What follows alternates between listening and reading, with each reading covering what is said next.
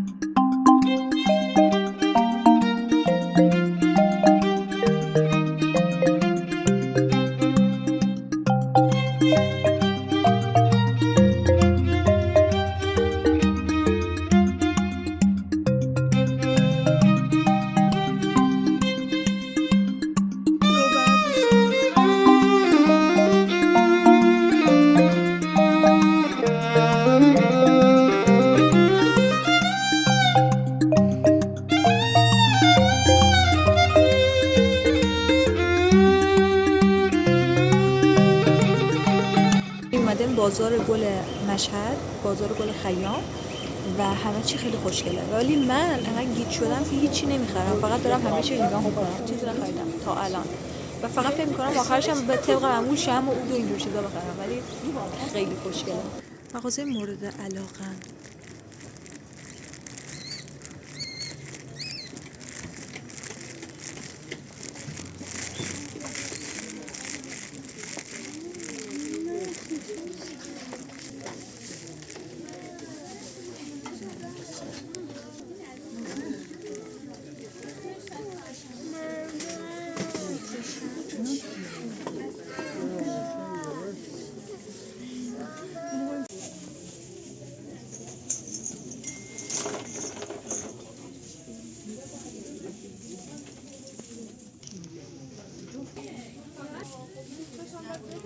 لیوانی که هر روز صبح باید باش چای بخورم.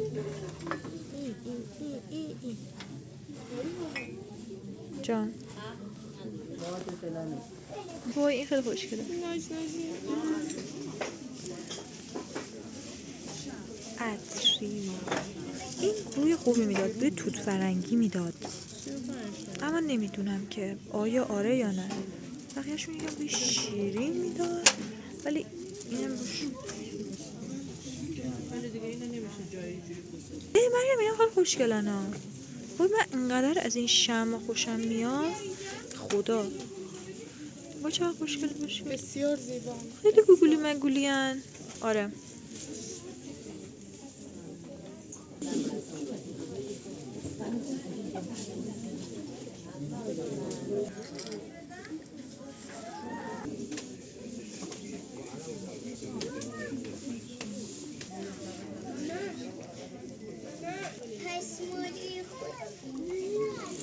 من یه چیزی لازم دارم که عود آبشاری بگیرم، اینجوری ازش بیاد بیرون دودش.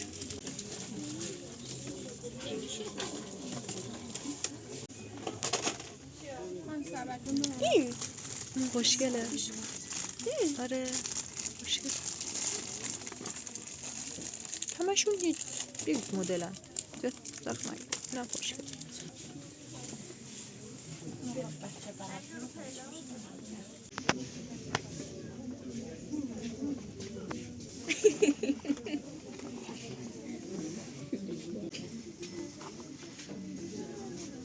هیچ نظری ندارم که چه بویی میده، نمیفهمم.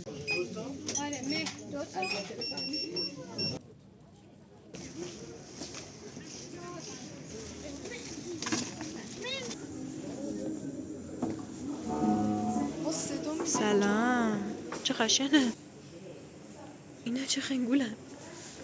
این بنظر اینم برای یه طبق آشپز که دو تا شد، آش یا شور میشه یا بی نمک. خب این گلمونم که گرفتیم و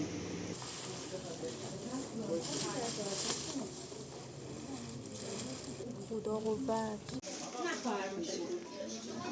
وضعیت تو دوره اومدیم اینجا. یه دونه دیگه ست این برداره تمومه.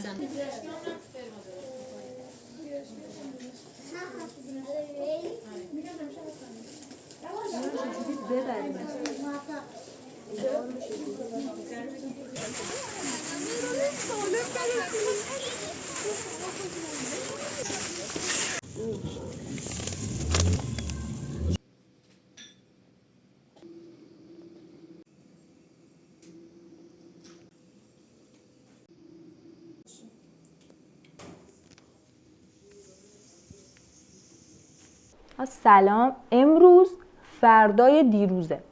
من دیروز رفتم یه سری چیزا خریدم. الان میخوام بهتون نشون بدم که چه چیزهایی هستن.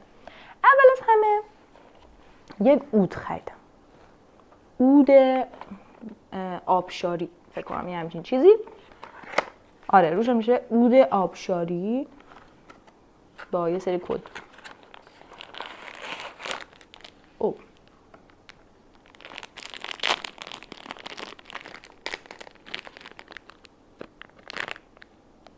قیافه های خنگولی دارن اینجوری. بوی خوبی میده. اما اونجا که داشتم اینا رو میخریدم خب همه جعبه ها یک بو رو میداد و من اصلا متوجه نمیتونستم بشم که مثلا این چه بویه که من گرفتم. برای همون من یکی رو که مثلا فکر کنم به خاطر اینکه بنفش و اینجور چیزا داشت گرفتم، چون من عاشق رنگ بنفشم. بعد الان اون بویی که فکر میکردم رو نمیده، اما بوی بدی هم نمیده، بوی خوبی میده. اما متاسفانه جا عودیشو اونجا پیدا نکردم، یا زیاد نگشتم یا اینکه یافت نشد دیگه. واقعا اینجوری یه سری چیزها که من هر دفعه میرم اونجا، هر دفعه جدی اینا رو میخرم. انقدر اینا کاربردیان برای من، خیلی کاربرد دارن، به خاطر اینکه من عاشق کادو پیچیدن و اینجور کارا.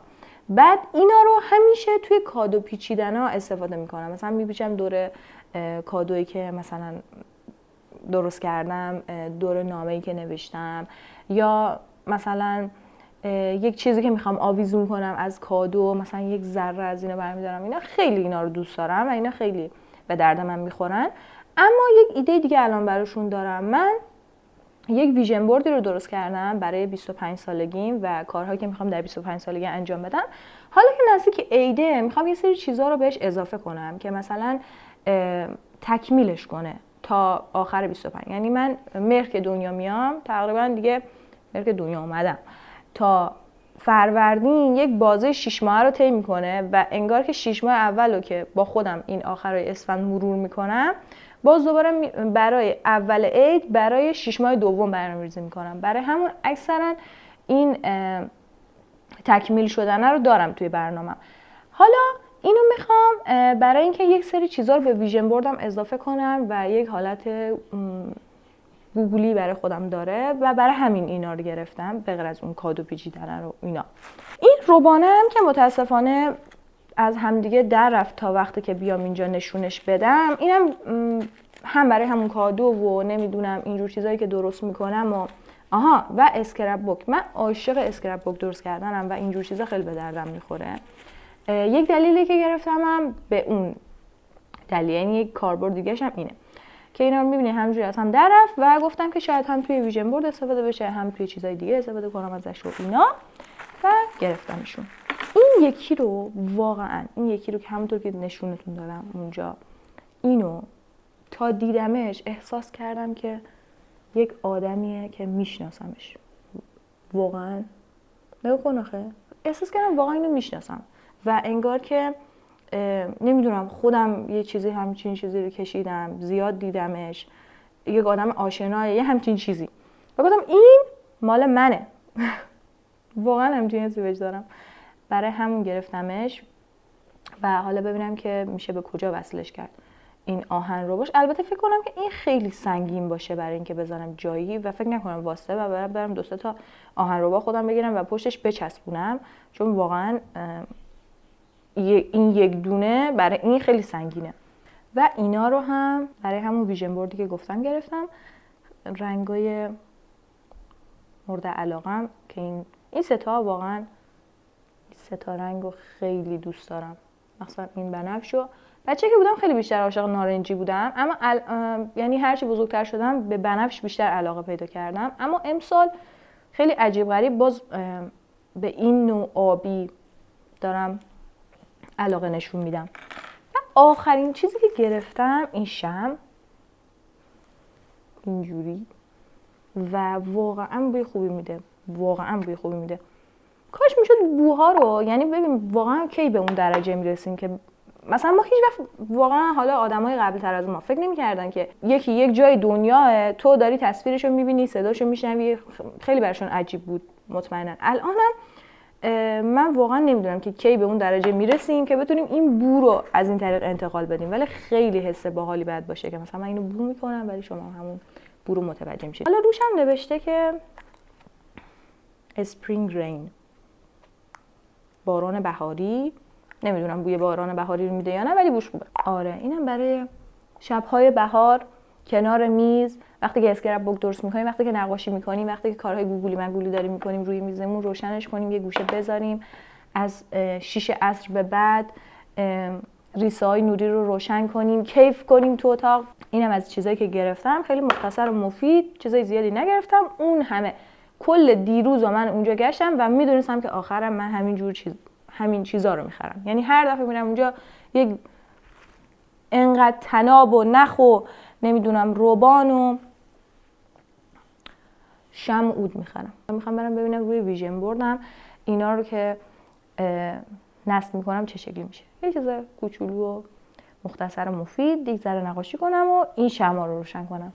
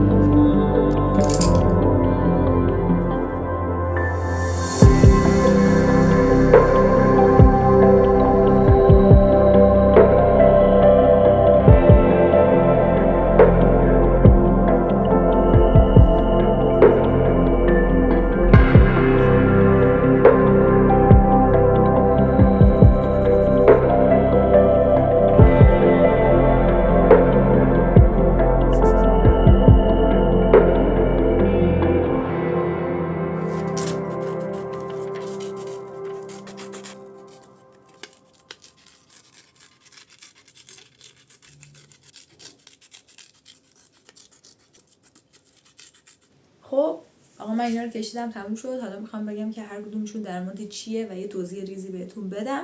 اولی اونطور که الان میبینید و دیدین کتاب ها و عدد 30 که یعنی چی؟ من دلم میخواد امسال 30 تا کتاب بخونم. کتابایی که حالا 30 خیلی عدد بزرگی نیست ولی من دوست دارم که 30 تا کتاب بخونم کتابایی که در حوزه خودشون خوبن و از من یک آدم بهتر میسازن و تلاشم بکنم که یاد بگیرم واقعا ازشون و یاد بدم. خیلی اینو دوست دارم و حالا نمیدونم هر 30 تا کتابی که بخونم خیلی خارق‌العاده یا خفن باشه، اما خب در مسیر بهتون میگم که هر کدومش چه جوری بود و چقدر بهم کمک کرد و کدوماشو بیشتر دوست داشتم. دومی شاهنامه فردوسی.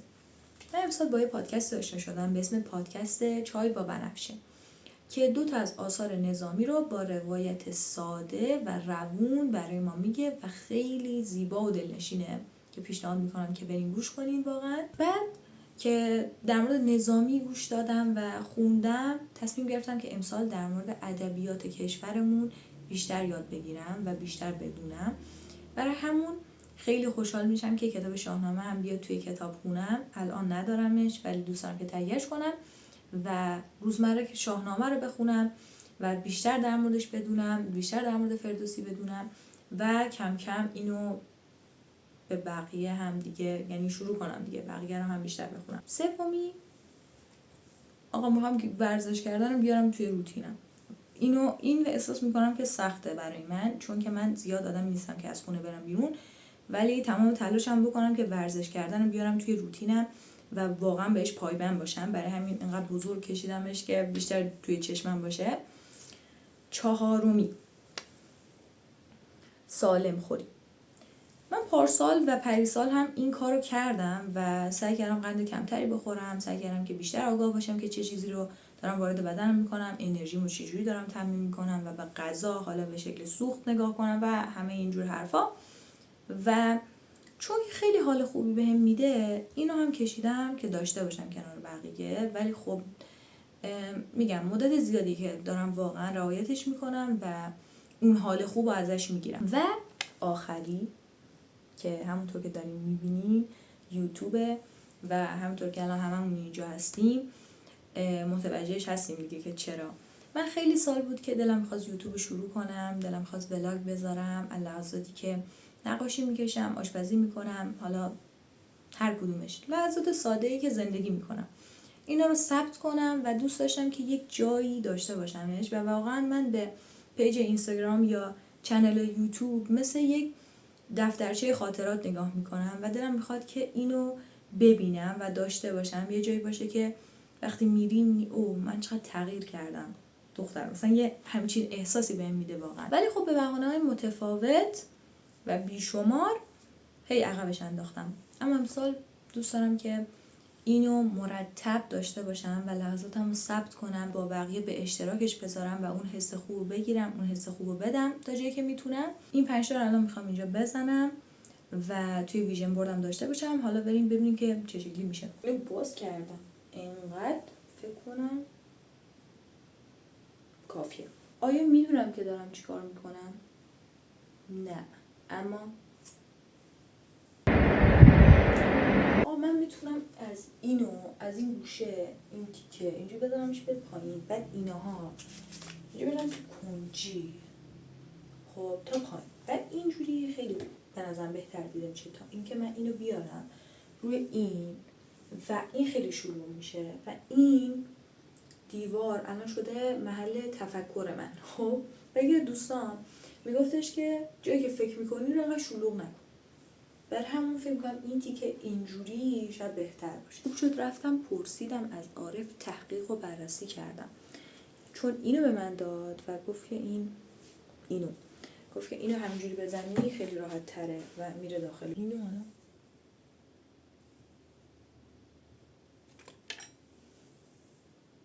عالی همینجوری واسه خب این چی آوردم؟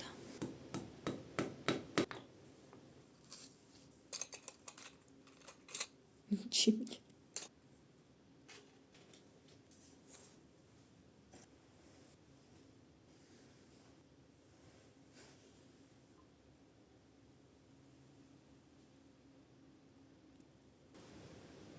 با اینکه فکر می‌کردم بعد اینوری باشه، ولی نتیجه این طرفو بیشتر دوست دارم. توی یه گوشه رفته و بیشتر تو چشه بانمک شد. به نظر خودم که بانمک شد. حالا به نظر شما چطوره؟ خیلی خیلی ممنونم که تا اینجا موندین. مرسی که ولاگمو دیدین. سعی می‌کنم که از این بعد ویدیوهای بهتری بگیرم، راحت‌تر جلوی دوربین صحبت کنم و همه اینا رو لحاظ کنم. هی دارم راحت‌تر میشم و واقعا سابسکرایبتون خیلی به من کمک میکنه.